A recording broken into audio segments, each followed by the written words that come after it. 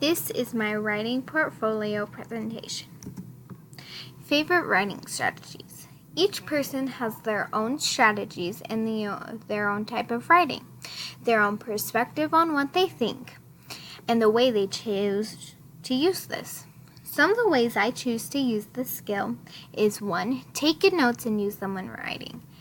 If you take your notes during class, you can then use those notes and it will help you become a better writer because you know what you should do.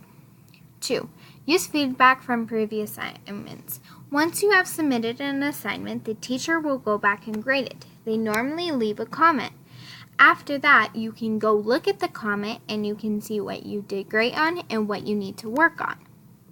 3. Look back through the GPS assignments. The GPS assignments are great because they review everything that we have gone over, so it is a great place to go for questions.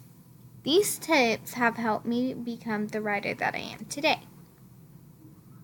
How has my writing developed? Writing has been the subject that I have struggled with the most. It has been definitely the hardest for me. I used to love writing when I was little, but that sort of changed over the years.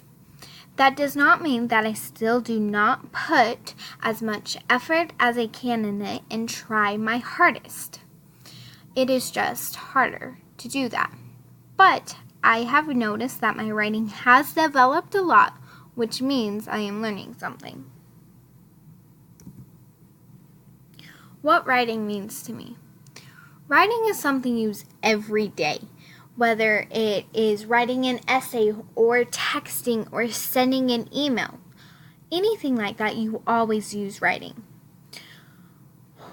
Because you have to know when to use correct punctuation and proper structure, writing is very good because it helps you use all of that.